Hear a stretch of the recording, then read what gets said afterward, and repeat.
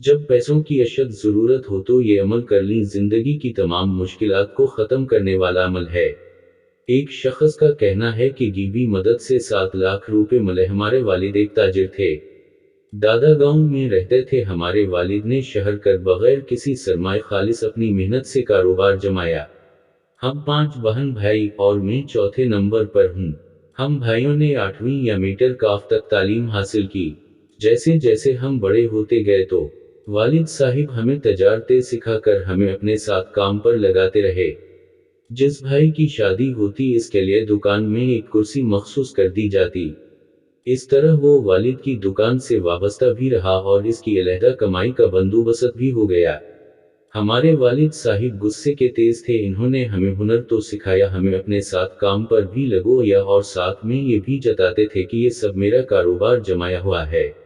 मैं जब भी चाहूँ तुम्हें यहाँ से निकाल सकता हूँ। वालिद का ये रवैया देखकर मेरे 2 बड़े भाइयों ने खामोशी से काम करते हुए अपनी अलिफ अलग अलग दुकान भी कर ली और वहाँ पर कारीगर को भी काम लगवा दिया।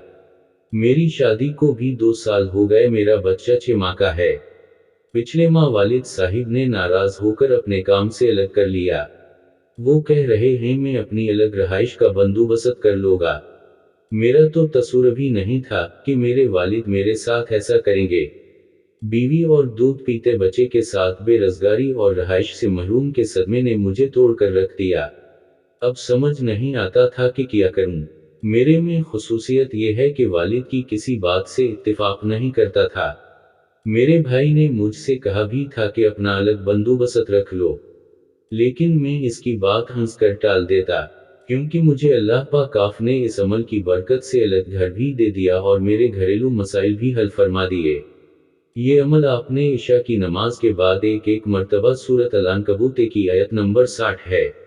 बस ये एक आयत और मुख्तसर सा अमल है। ये आपने 11-11 मर्तबा दरूद पाक के साथ पढ़कर अपने हालात की बेहतरी के लिए अल्लाह पाक के हुजूर दुआ भी करनी है। ये अमल कम अज कम 40 रोज तक जारी रखें। यकीन रखें कि अल्लाह पाक आपको बेसहारा लिफ नहीं रहने देगा।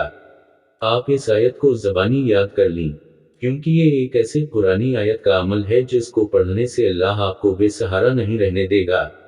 ये बहुत ही मुजर्रब तरीन अमल है।